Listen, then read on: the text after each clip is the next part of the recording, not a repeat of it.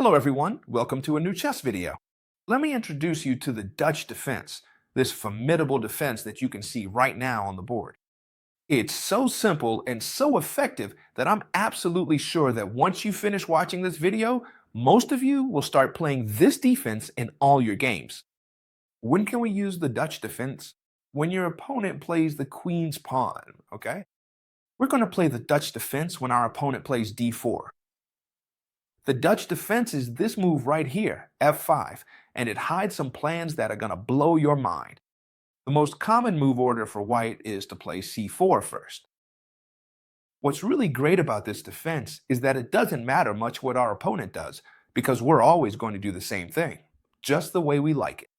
Our second move, let's remember it well, will be e6. At this point, we can already see that our attack is going to head to this side. You always have to learn to read and communicate with your pawns. Wherever your pawn chain is pointing, that's where your attack is going to go. Here, white has several possible moves. Among the most common are knight to c3, developing one knight, or knight to f3, developing the other knight. These are the two most commonly used, but it doesn't matter to us because we're going to play knight to f6. And now, when they play knight to c3, which we were expecting, we'll make this move that you need to remember. When they play knight to c3, we'll come in with bishop to b4, a very important move. Why is this move so important? You're about to see why. Here, white has a lot of options. A terrible move would be to try to chase away this bishop from here, because what we want is to trade this bishop. For this knight, we want to do it no matter what.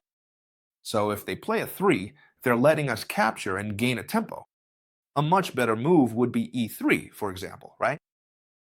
Keeping the center solid so you can also develop the bishop. But no matter if they play e3, what do we want to do? Trade this bishop for the knight.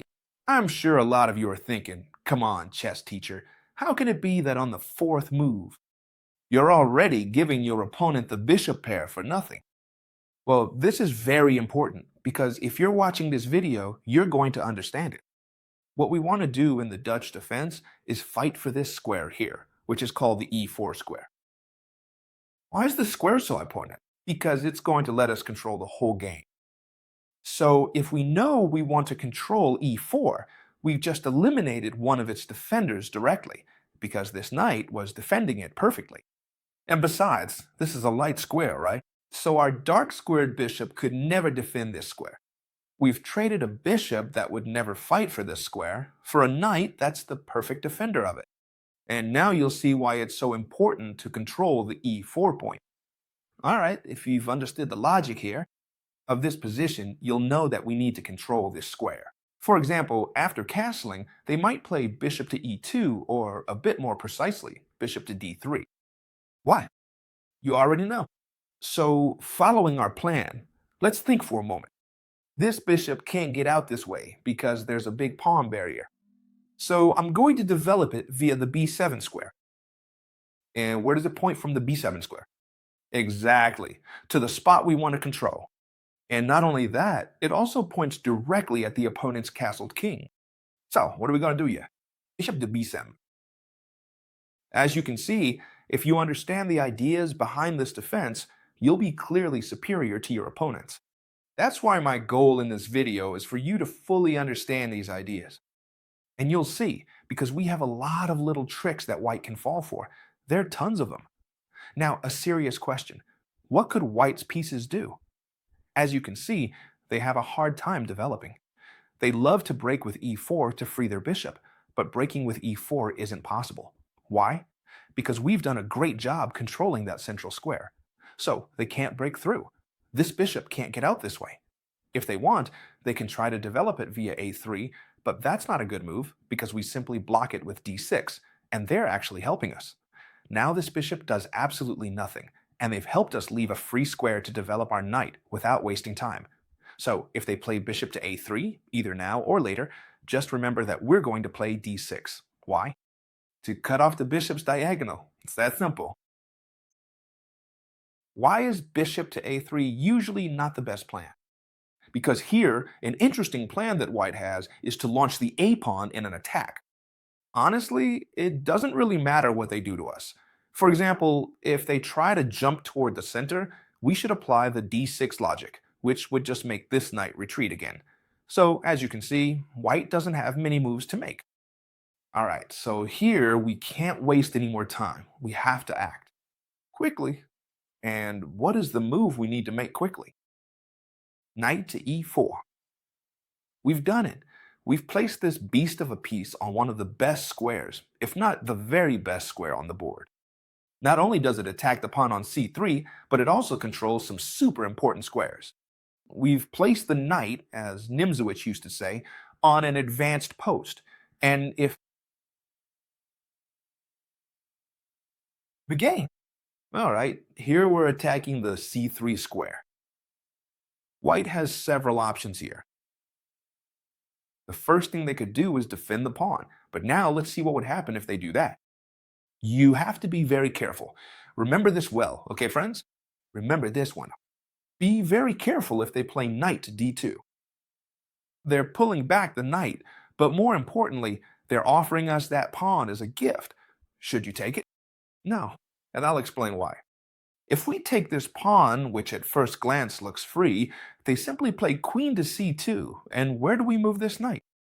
Well, the only square it has is to retreat to e4, so they could trade it off, and as you can see, white has gotten the pawn back, ends up with a better center, attacks us really strongly, also attacks us over here, and most importantly, we've lost all our attack and our knight. That's why we don't want to, and this is very important. If they play knight to d2, sorry, this missing pawn, if they play knight to d2, we don't want to take here. But don't worry, because we have an excellent move, queen to h4, and now the problems start for white. As you can see, all our pieces are aiming at the kingside, including the rook, which can join the attack here. There are two typical moves, the two that people always play against me, and both of them lose. All right, the most typical response, the one they're almost always going to play against us, is g3. They're threatening our queen. This queen here is really annoying, and since we're not threatening anything, they try to chase her away, so we leave. But here, my friends, we have an incredible move. What is that move? Instead of moving the queen away, knight to g5, spectacular. They can't take our queen because then comes one of the most beautiful checkmates I've ever seen in my life. Knight to h3, checkmate, since this bishop cuts off any possible escape for the king. So here, if the queen attacks us, knight to g5, this queen can't be captured. But it's not just that the queen can't be taken, be careful, because against almost any move, we have knight to h3, which in this case would again be checkmate. Let's see, this move here, queen to h4, which is very good. It's not possible to drive this queen away with g3. Very good, Chastiger. It's not possible to drive the queen away with g3. So what are we threatening? Actually, we're not really threatening anything here. You're absolutely right. This queen is aiming here, but no one else is targeting this spot. That is, the only real threat we have now is to take on c3. Now it would be possible because this queen is supporting the d4 square, so if we took here, queen to c2 would already work for us because we could retreat and this square would be very well defended. So here, what are the white pieces going to do? Always defend the c2 square. And if they don't do this, it's because they drive our queen away. But here, again, we've won the game. I'll explain how to checkmate in this position because it's simple. You just need to pay attention. We're simply going to let this bishop come in by first exchanging this knight, thus opening up the whole diagonal for the bishop. All right, and now, chestnutshire, it seems like we've run out of attacking options. The queen is targeting the dark squares, the bishop is targeting the light squares. It doesn't look like we're going to checkmate here. Well, remember this spectacular bombshell move. Look, I really love this opening. I'm telling you honestly. Leave a like if you want more videos about this opening, because I truly love it. Bishop takes on g2 ends up being a decisive move. If they don't accept the sacrifice and decide to move the rook, they're going to have a really hard time because we'll simply place the bishop here and end up checkmating. So this sacrifice must be accepted. Once this sacrifice is accepted, there's no way to escape. Our plan? Place the queen on f3. Right? Place the queen on f3. Well, it's very simple. First, we give a check, and now when the king moves, he can't go here because that's check. He has to go to h1 no matter what. Then we place the queen on f3, and it's even with check. As you can see, we have the queen cutting off the king, and now all we have to do is bring in the rook. That's all we have, a queen and a rook, and that's going to be enough to deliver checkmate. What can white try here as a last resort? Well, move the rook somewhere to try to escape this way, because otherwise rook to g6 would be checkmate. But don't worry, because we're going to deliver it just the same. Remember this, if they've moved the rook to escape on this side, we're going to stay consistent. Do we want them to escape? No. So if this queen switches sides, and now the diagonal we're controlling is this one. So what are we threatening? Rook to g6 followed by queen to g2, checkmate. The only way they can try to hold on, as you can see I'm explaining all the possible defenses, so that no matter what they do, you can checkmate them. The only thing they can try is king to h1. That way, if we now put the rook here, they could play rook to g1 to defend against everything. But that's just wishful thinking. We're going to force the king to move back here, and how we're going to do it? With rook to h6. As you can see, we're threatening mate in 1. Is there any piece that can come to defend? No. The only conceivable way the king can truly attempt to escape this predicament is by making this specific move right here. But now, since we have the formidable queen's barrier firmly in place, rook to g6 check, the king absolutely has to come to this precise square. It's the only available move. And then, queen to g2 is an undeniable checkmate. The whole bunker to place our knight on e4, as we were explaining. We just saw that knight to d2 was a dangerous, double-edged move, but if we know it, we'll end up delivering checkmate. Be careful. If you hadn't seen this video, you probably would have captured this pawn here for sure. But okay, knight to d2 might not be the most popular move, especially if the playing level isn't very high, right? What's the most popular move? If we attack a pawn, defend it. So they're defending the c3 pawn, and now they're attacking this knight with several pieces. They're putting a lot of pressure on the e4 square. All right, here comes one of my favorite opening tricks. It's a trick that everyone falls for. We're going to play knight to c6. That's a super important move. Why? Because they're threatening to push this pawn forward a lot, which could have serious consequences, since they could start attacking us a lot on this flank. Knight to c6, the first thing it does is stop this possible pawn advance, because we would simply capture it. Alright, but what happens with knight to c6? It stops defending the most important part of the position. So here, the players with the white pieces start rubbing their hands together like this. I've managed to win a pawn on e4, because look how many pieces are attacking it. 1, 2, and how many are just defending the pawn. So here, white says, well, I'll just capture this knight. Bishop takes on e. Pawn takes and queen takes, they've managed to win a pawn. And not just any pawn, but the most important pawn in the position. But this is a serious mistake, my friends, because now we're going to pin the queen with a discovered attack by playing knight to h5, gaining a tempo. All right, the queen has to move back, but be careful because we're threatening this pawn. So the queen has to come to d3. And the game. And the game is won in the following way. A brutal rook sacrifice. The knight falls and everything. Rook takes on f3.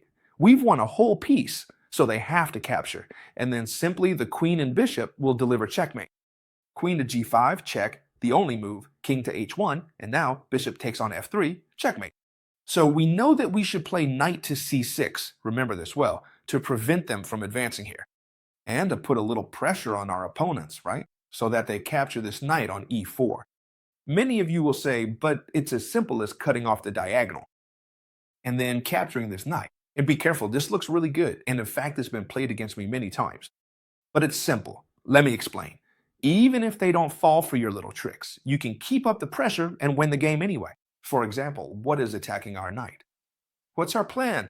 Well, we move it away. For now, we're not threatening anything, but our opponent could capture this knight here and win the pawn. Don't worry, because our attack is much stronger than the pawn.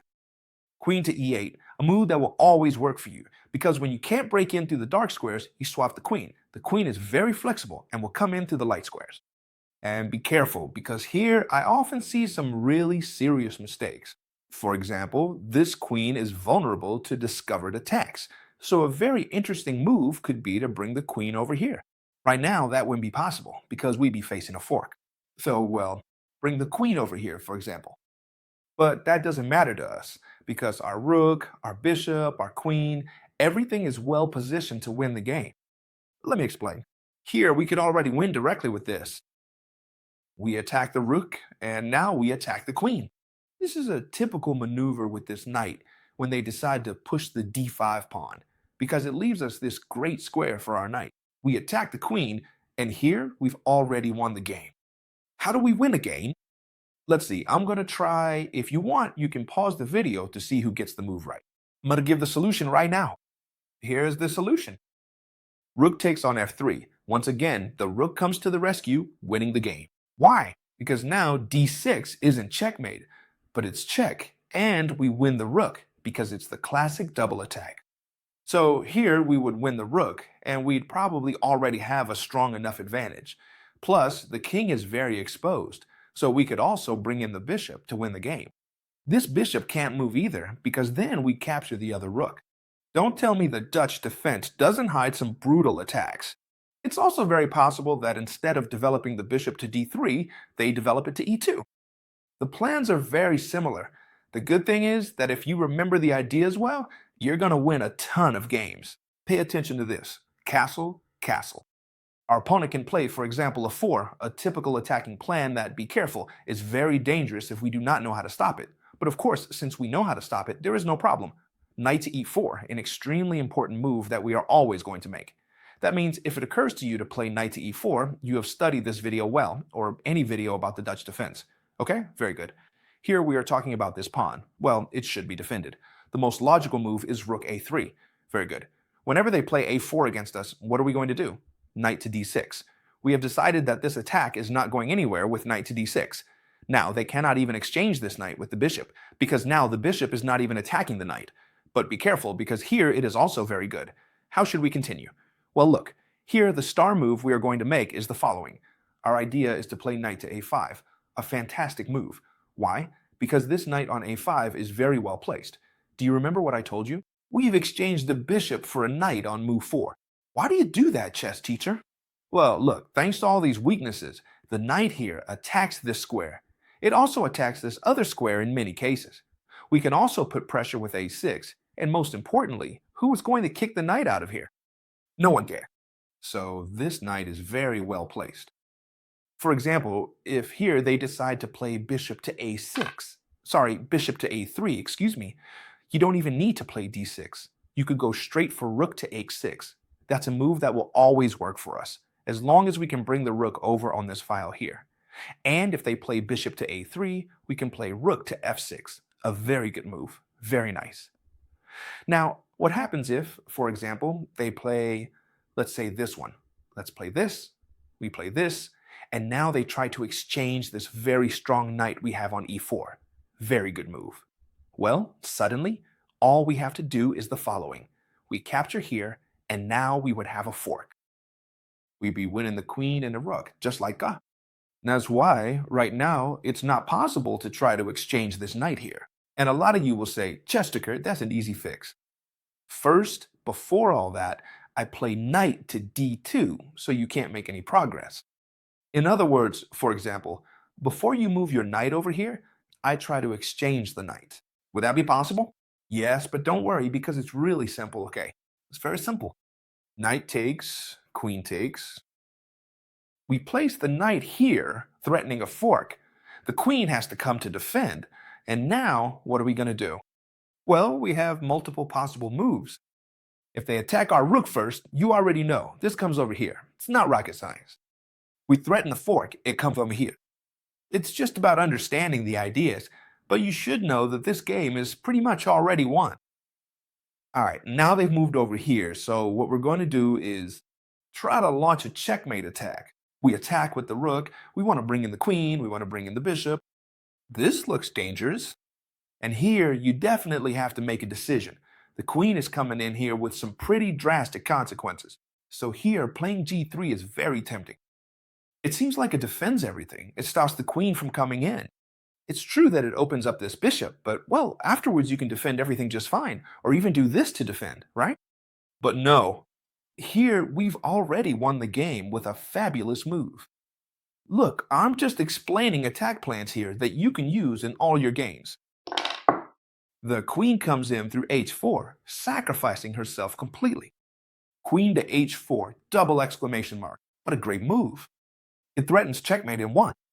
The only way to save themselves is to capture this queen, but even then they can't escape, because thanks to our bishop and our rook, we're gonna give check and the king is stuck.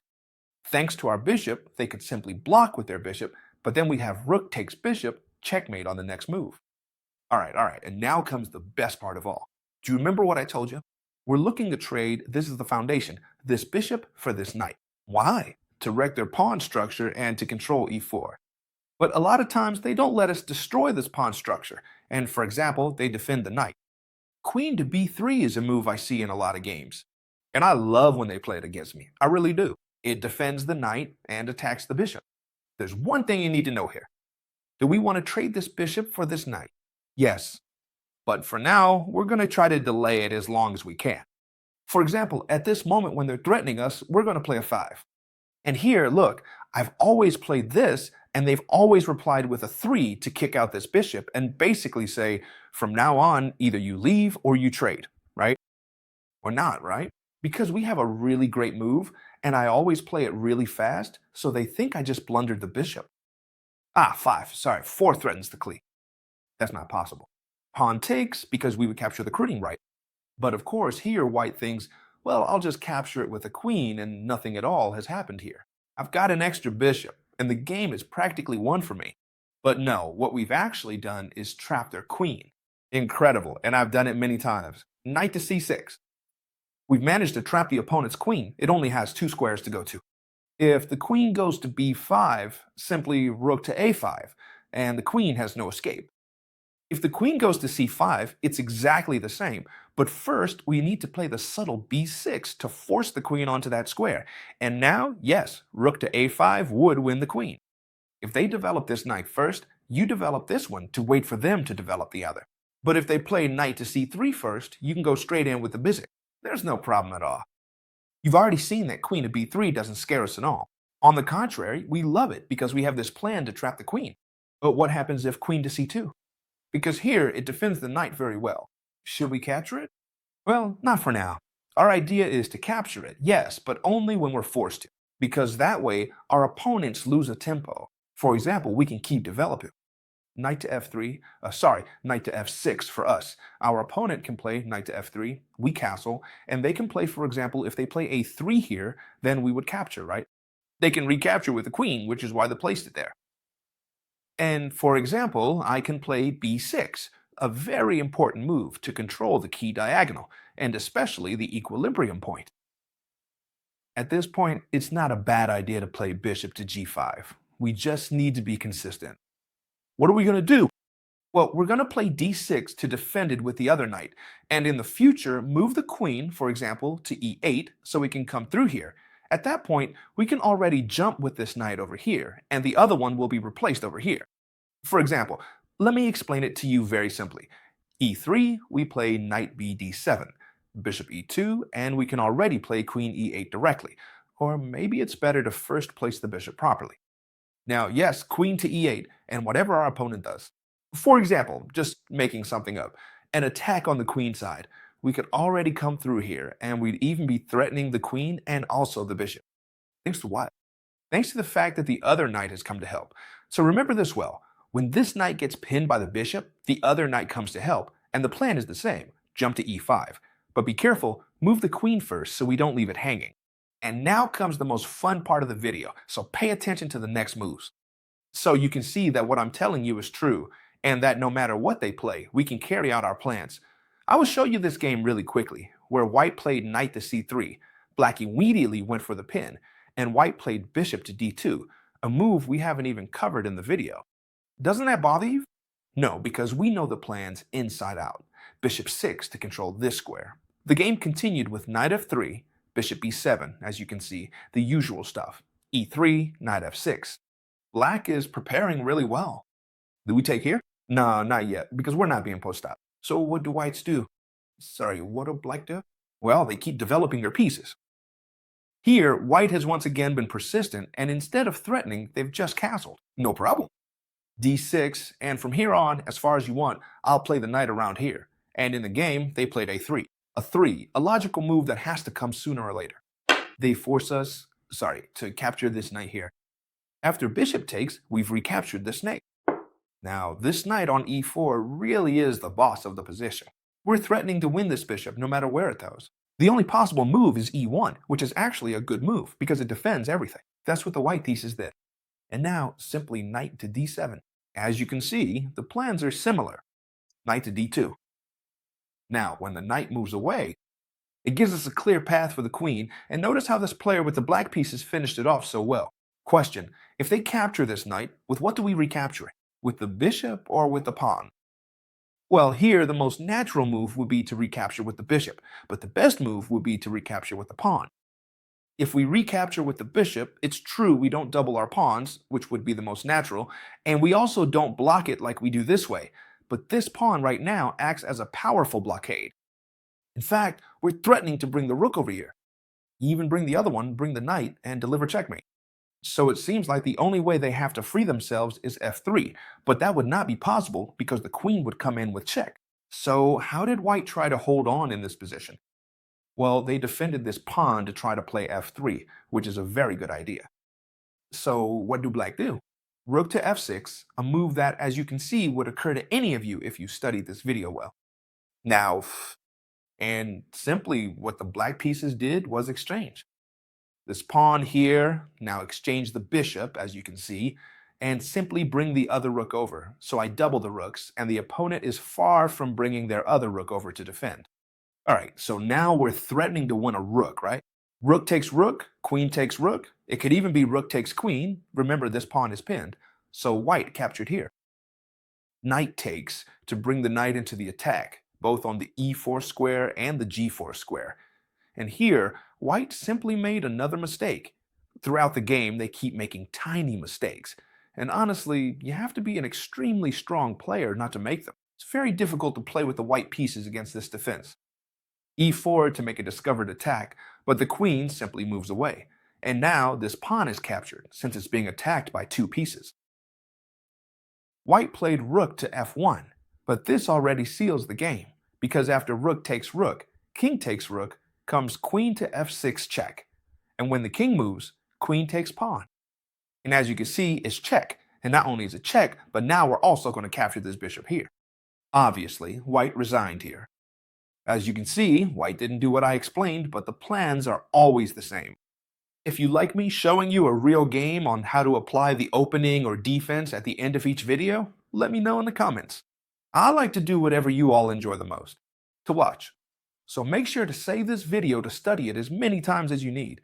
Some people will have it down after 2 times. Others might need 7 or 8. It's all good. The video will always be there for free whenever you want to watch it, so save it well. I hope you loved it, and as always, I'll see you tomorrow in the next video, friends. Goodbye.